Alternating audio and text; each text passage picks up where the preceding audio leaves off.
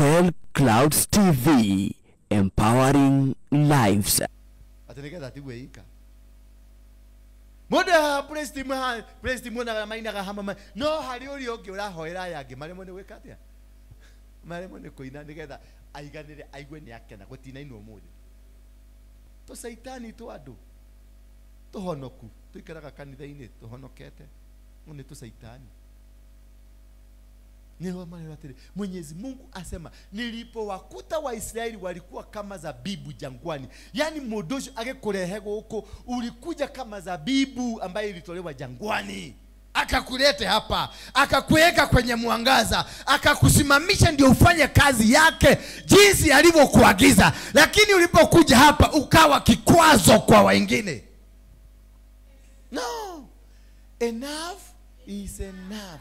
Tumekusikiliza, tumekuona na tumekuelewa. Sasa tuelewe.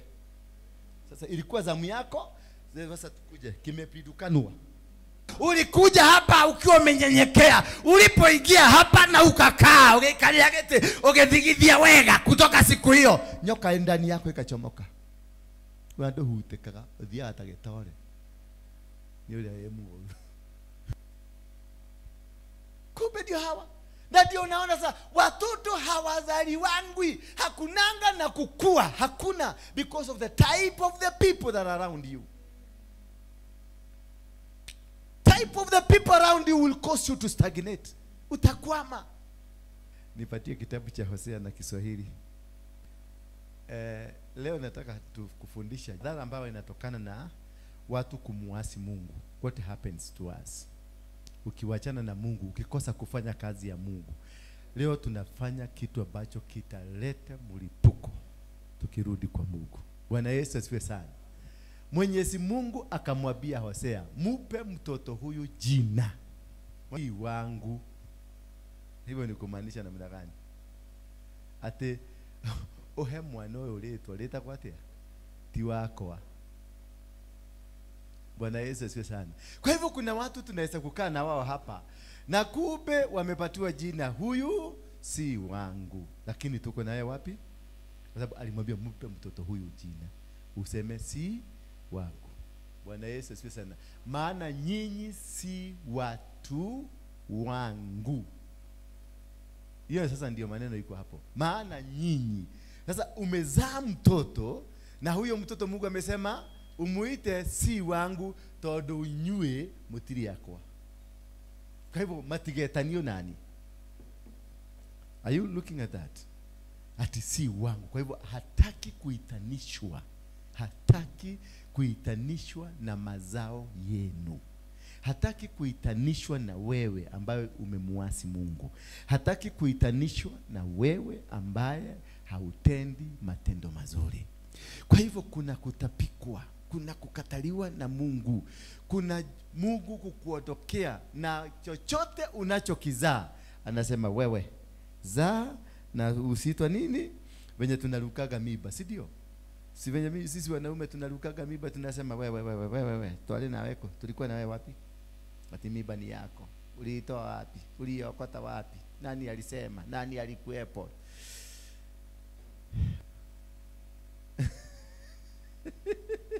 Ushairukwa. Yaani anasema si wangu, maana nyinyi si watu wangu wala mimi si wenu. That you are not mine, nor even me am not yours. Mutikai, yani musitanishwe na mimi. Huyo ni Mungu anamwambia Hosea, because matendo yaliyokuwa yakifanyika hayakuwa matendo mazuri. Hayakuwa matendo, maana walikuwa magaidi. Walikuwa watu ambao hawamfuati Mungu, hawampendi Mungu, lakini walitaka kujiitanisha na Mungu. Kwa hivyo ni lazima ujichuguse. Do you belong? Are you part of this? Dole nyamaine na dole ke ruwaine. Uyana jagadha. Kana mai mareke mariro toine. Yani uoneka huko we hubeta wega, we karete wega, we mundu hori, we mundu muhoreru, we mundu muiganeru, but inside you there is a problem. ati always tunaendaga mbele ukirudi nyuma, tunaendaga mbele ukirudi nyuma, tunaendaga, meaning you have never and you've never been with us. Tugethie utwende urudi, twende urudi, twende urudi. Hapana, kuna tatizo. Either umekataliwa, umetapikwa, ama haujielewi. Hapa ndio Mungu akasema, hawa watu sio watu ambao wana msimamo wangu, sio watu walio na mienendo yangu, sio watu walio na plani zangu. Kwa hivyo usiniitanishe na wao.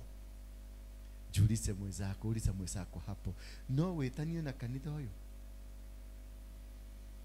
Ati wawa watu si wangu, maana nyinyi si watu wangu, wala mimi si wenu, hatutambuani.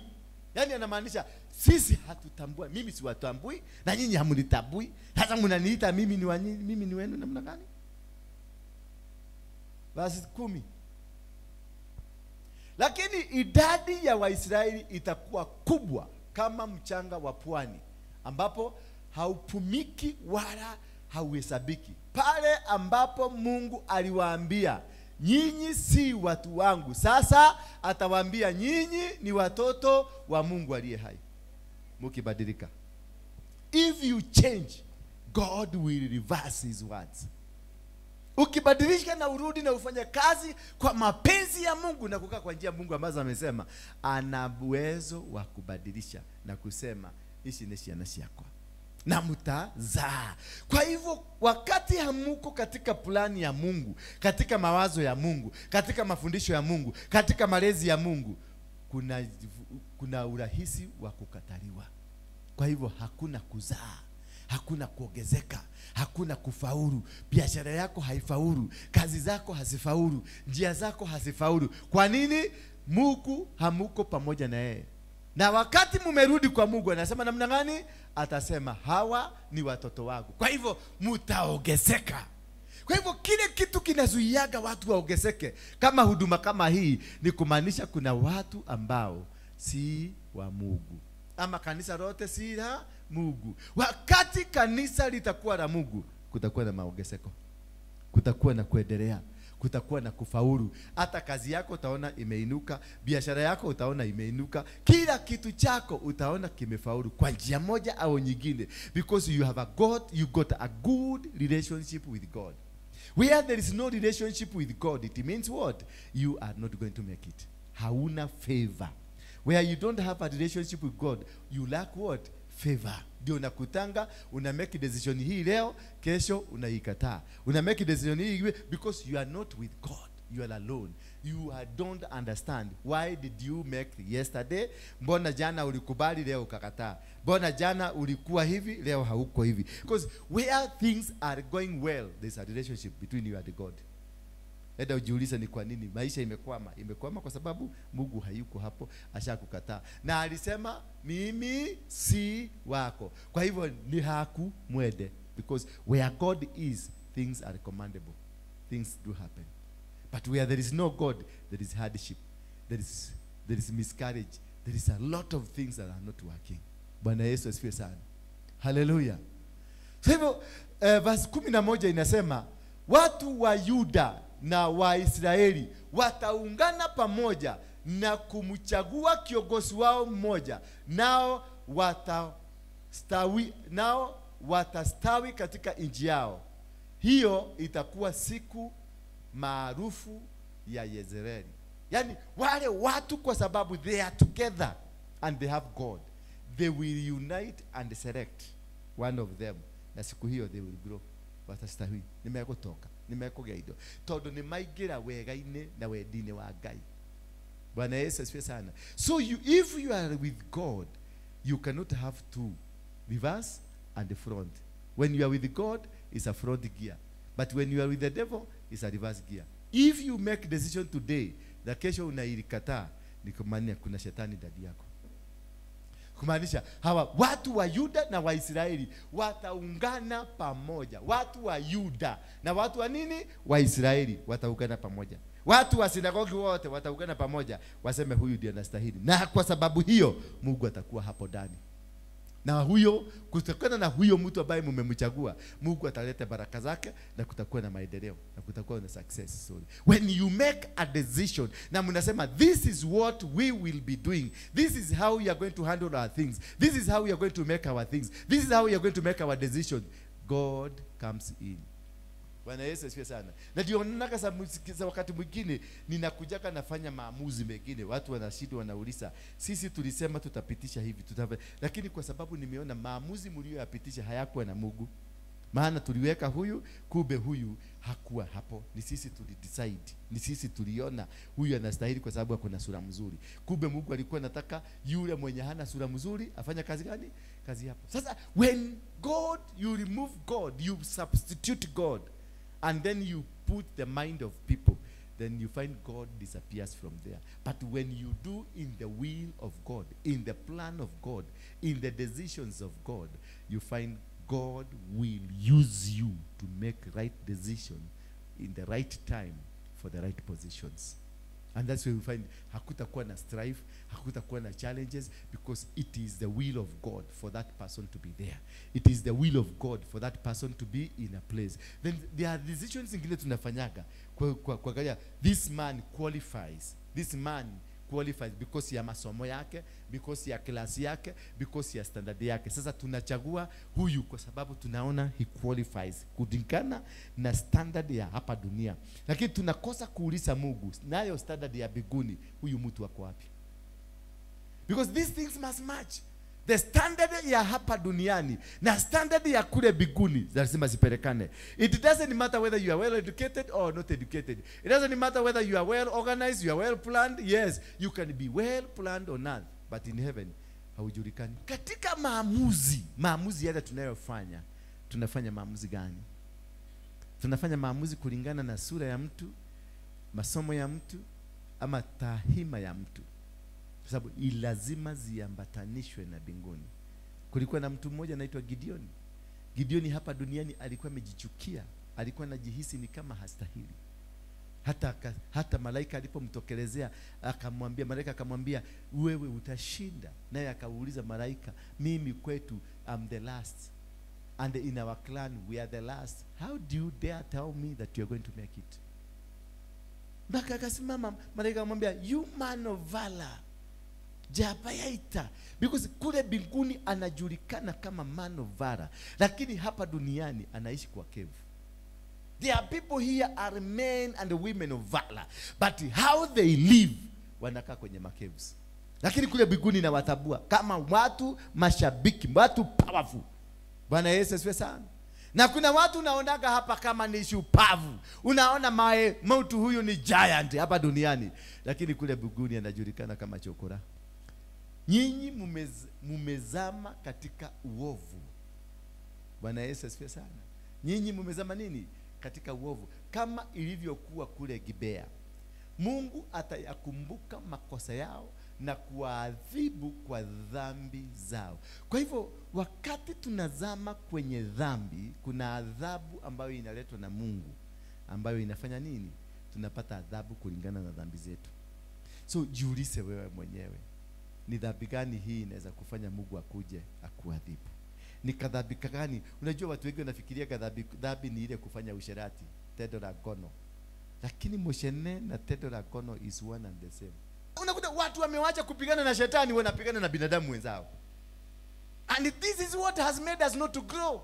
This is what has made the church not to grow, because they are mediocres. Ni maroho. Tujenge nyumba ya Mungu, tupendane. Ukiona mtu ambaye amesimama nafasi yake na anafanya vizuri, nenda usaidie hiyo nafasi, msaidie ainuke. Maana unaposaidia mtu kupanda, na wewe pia unapanda. Bwana Yesu asifiwe sana. Yeye ndiye anajua huko mnaenda, alafu unamkata miguu. Ogosho kwa watu wadono, huyu mkatu ekaitu mumusige na igere. Sema warogi wote kanisa hii waagamie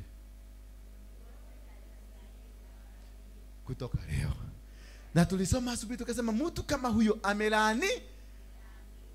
Thank you. Kile kitu kimefugwa hapa duniani, hata mbinguni kimefugwa. Na kutoka leo nimefuga wachai wote hapa duniani, na mbinguni nimewafunga. Verse 10 please. Mwenyezi Mungu asema, nilipowakuta Waisraeli walikuwa kama zabibu jangwani. Nilipowaona wazee wenu walikuwa bora kama tini za kwanza. Lakini mara walipofika huko Baal Peori, walijiweka wakfu kuabudu chukizo Baali, wakawa chukizo kama hizo kipanda. Kama hicho walichofanya nini? Kipenda.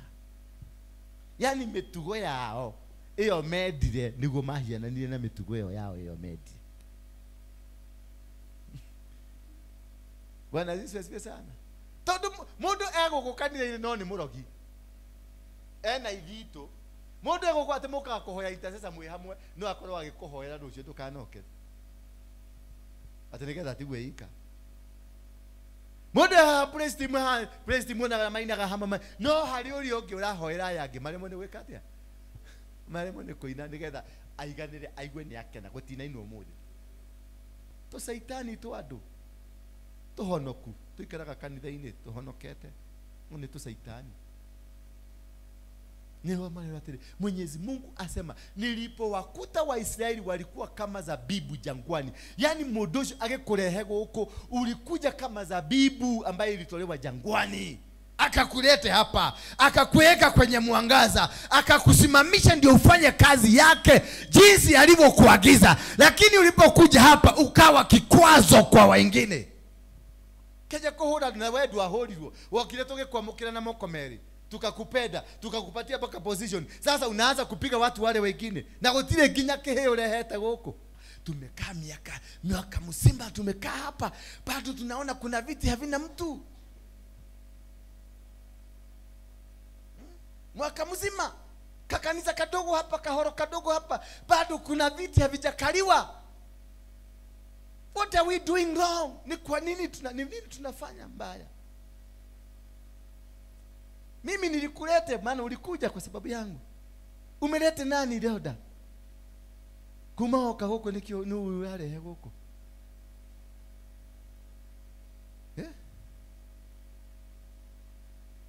Halo. Wewe. Papu. Kumaoka huko wewe. Nu liwale to nini ndakule. Noni ureda ukakuhura andu aria wakora guku. Umekuja jana Jerry. Nduri warehe ona nguku na itumbe nduri warehe guku. Ranyita nori ni ureda kuraga matumbe maria wakora kundu kuriku. Ni ureda kumahura, ni ureda kumaigata, ni ureda kumagiria matikarathimwo. Kutoka leo. Sema kutoka leo. Weka X. Fanya hivi. Hiyo hautaisikia hapa tena. Nimewakisha moto. Na leo tuna summon the thunder. Sema thunder.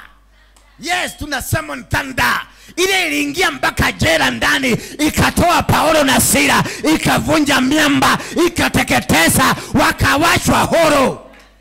Motivo tutesa rege. No. Enough is enough. Tumekusikiliza, tumekuona na tumekuelewa. Sasa tuelewe.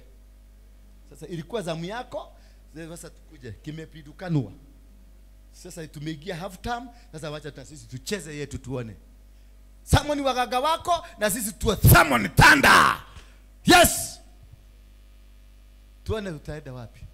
Sasa ni mundu kumundu. Mundu kumundu. Na kama hauna mazao hapa, kama hauna mazao, wewe ni dhata, uotoke uende. Sianasha kwa dogo dhokelia.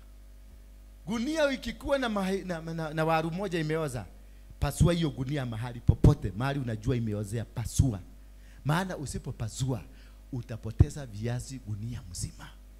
Nilipowaona wazee wenu walikuwa bora kama tini za kwanza. Walikuwa bora.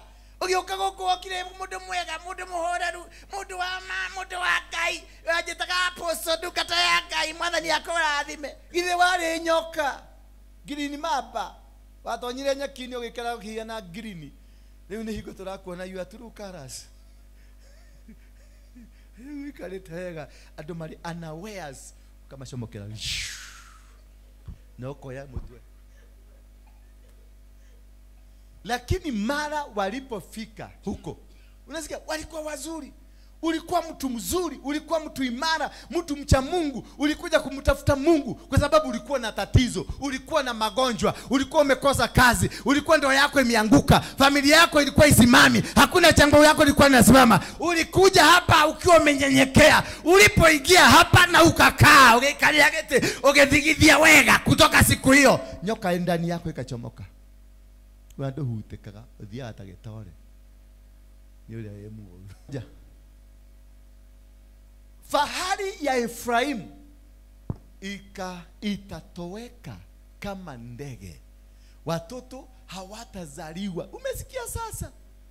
Fahari yako, sifa, gumo yaku, maguta maku, koliroka gwaku kutatoweka.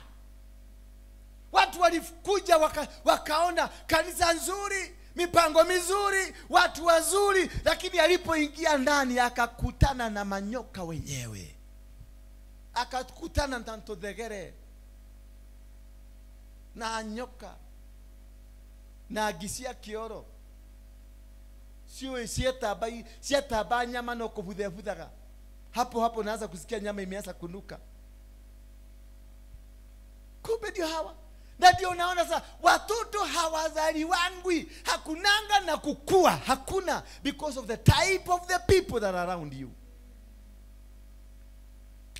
Type of the people around you will cause you to stagnate. Utakwama.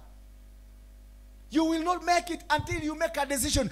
Enough is enough. I am not going to tolerate it nonsense anymore, because you have costed me. Nilikuheshimu nikakupokelea. Nilikuheshimu nikakushika mikono yangu miwili. Nilikuona wewe ni mtu wa maana. Nikakwambia njoo tufanye kazi ya Mungu, lakini ukakuja kunyamba nyamba.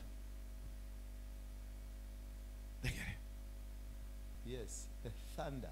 Paulo na Sila waliomba, Paulo na Sila waliomba, milango ya gereza ikafunguka, milango ya gereza ikafunguka. Ni nini kilifanyika wakati waliomba? Ni nini kilifanyika?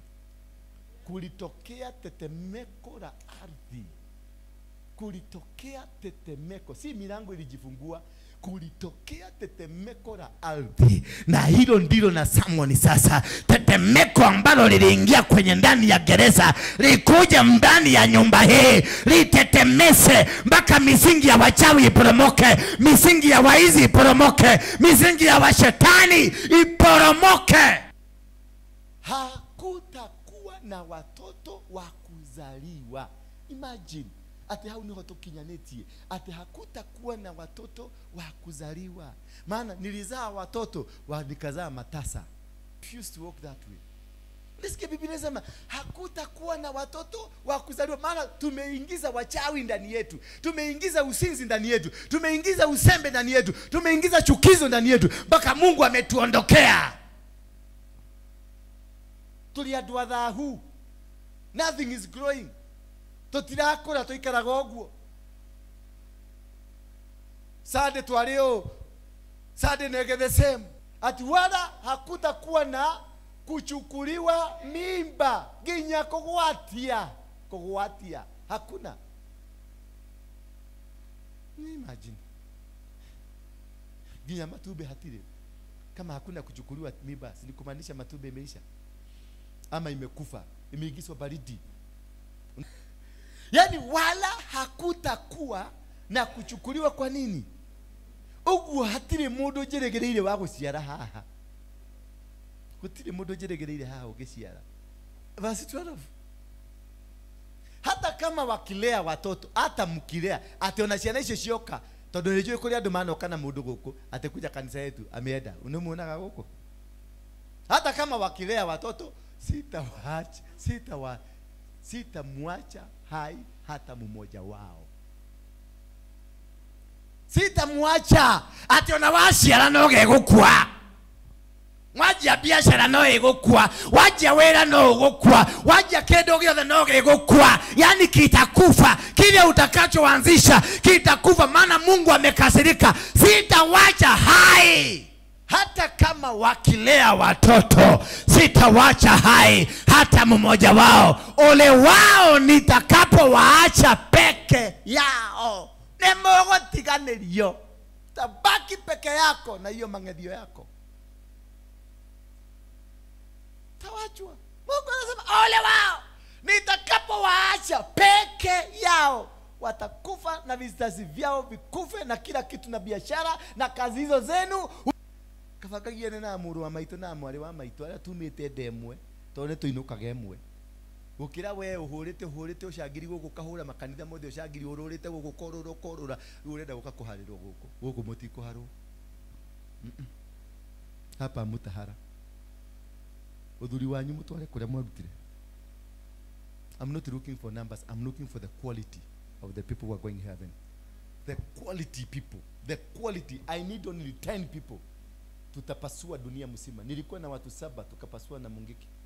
7 only. Dunia mzima ikatii. Kwa nilivyokwisha ona hapo kwanza, Efraimu alikuwa kama mtende mchanga penye konde nzuri. Yaani muduyu unajua mtende ni mgani? Mtende ni kamuti, muti ingine inakuanga. Unasikia wanasema una bahati kama nani?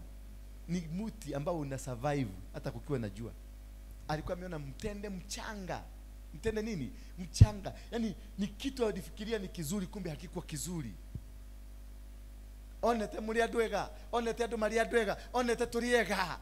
Akaona mpaka Apostle ni mtu mzuri, kumbe Apostle hakuwa mtu mzuri pia. Efraimu alikuwa kama mtende mchanga penye konde nzuri. Yaani kanisa ni nzuri, lakini aliye ndani ya kanisa hastahili kuwa ndani ya kanisa hilo. Lakini sasa Efraimu itamlazimu kuwapeleka watoto wake wauawe. Kai, itabidi apeleke watoto wake wauawe ndio waondoke. Itabidi watu wengine watolewe ndio kanisa isimame iendelee vizuri, kama hakuna mtu anajibadilika. Itabidi. Verse 14 pale unapata na confusion.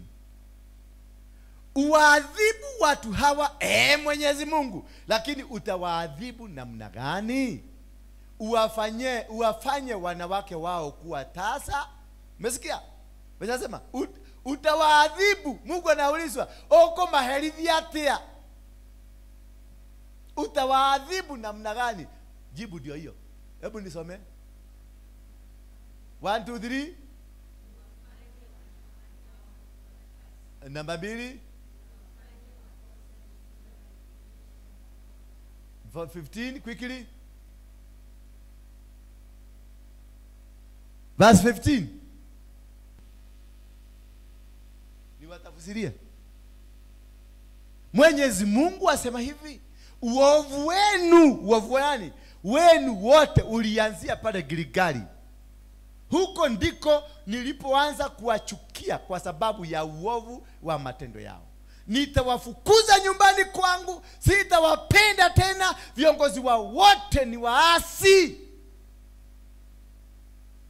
Naeka viongozi hapa waasi watupu. Unaambia tufanye hivi, hawataki. Maana wako na personal interests. Sitawapenda tena, viongozi wao wote ni waasi. 16. Watu wa Efraimu wamepigwa, wamekuwa kama mti mwenye mzizi mkavu. Sasa angalia maisha venye mmekaukiwa kanisani. There is no breakthrough. Kila siku unalia shida, kila siku unataka kuombewa, maana hakuna kazi, hakuna biashara. Tuikaleta na mwaka mzima, but there is no change. Hawatazaa watoto wowote. Hata kama wakizaa watoto, nitawaua watoto wao wawapendao. Basi ati uradio kona kawera wa mothe rocio kafuto kana gakaharagana. Unapata capital ya kwenda kuweka kabiashara kana kauka. Why? Because you are dry. Wewe umekauka. Hauna maana. Mbona usimgeukie Mungu? Ukae venye Mungu anatuambia tukae. Why do you joke around with God? Why? Mbona umekuja kanisani wewe ni mchawi? Unajua wewe ni mchawi. Umeleta uchawi kanisani, nyumba ya Mungu, hauna heshima. Nafaa kukufa.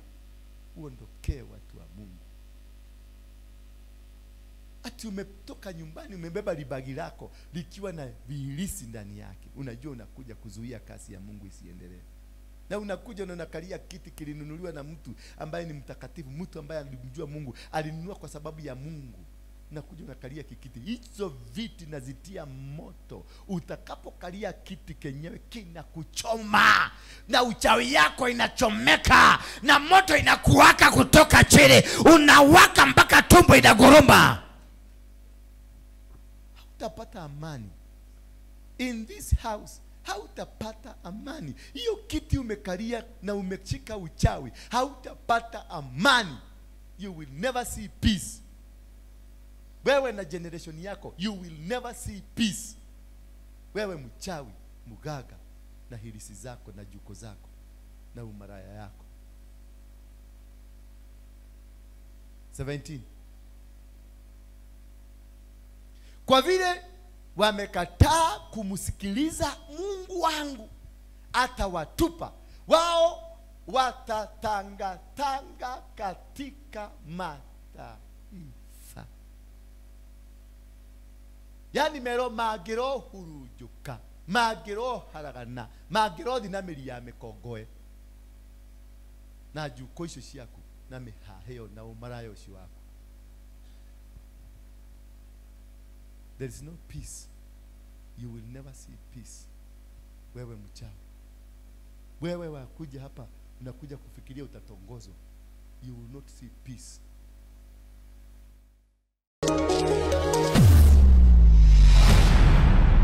Bethel Clouds TV, empowering